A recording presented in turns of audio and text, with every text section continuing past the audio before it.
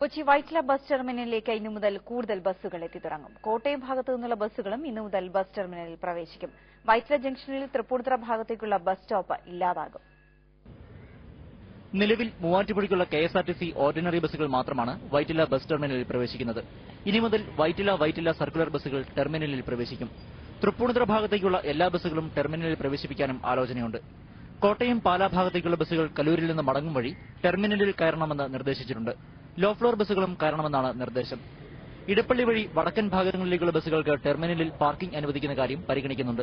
ചേർത്തല ഭാഗത്തേക്കുള്ള ബസ്സുകളുടെ കാര്യത്തിൽ തീരുമാനമായിട്ടില്ല. കോട്ടയം പാലാ ഭാഗത്തുനിന്ന് വരുന്ന ബസ്സുകൾ വൈറ്റിലയിൽ സർവീസ് അവസാനിപ്പിക്കുന്ന കാര്യത്തിലും ധാരണയായിട്ടില്ല. ഏതൊക്കെ ബസ്സുകൾ കയറണമെങ്കിലും വൈറ്റിലയിലെ അഴിയാക്കുരുക്കിലൂടെ ഇഴഞ്ഞു വന്ന് സിഗ്നൽ കടന്നാൽ മാത്രമേ ടെർമിനലിൽ കയറാനാകൂ എന്നതാണ് പ്രശ്നം. ടൌണിലേക്ക് വരേണ്ട ബസ്സുകൾ തിരിച്ചിറങ്ങുമ്പോഴും ഇതേ കുരുക്കിൽ കൂടി വീണ്ടും നിരങ്ങണം. 2 തവണ സിഗ്നൽ കടക്കാൻ സമയമെടുക്കുമ്പോൾ ബസ്സുകൾക്ക് സമയനഷ്ടം ഏറെയാണ്. വൈറ്റില ജംഗ്ഷൻ വികസിപ്പിക്കുക, മേൽപ്പാലങ്ങൾ ഉൾപ്പെടെ നിർമ്മിക്കുക തുടങ്ങിയവ മാത്രമാണ് ജംഗ്ഷനിലെ കുരുക്കഴിക്കാൻ പോംവഴി. വൈറ്റില ജംഗ്ഷൻ വികസിപ്പിക്കാതെ ബസ് ടെർമിനൽ കൂടി പ്രവർത്തനക്ഷമമാകുന്നതോടെ വൈറ്റിലയിലെ കുരുക്ക് ഇനിയും മുറുകുമെന്നാണ് ആശങ്ക. ഈ ഗതാഗതക്കുരുക്ക് ടെർമിനലിന്റെ വിജയത്തെയും കുരുക്കിലാക്കുമെന്ന ആശങ്കയുമുണ്ട്. മനോരമ ന്യൂസ്, കൊച്ചി.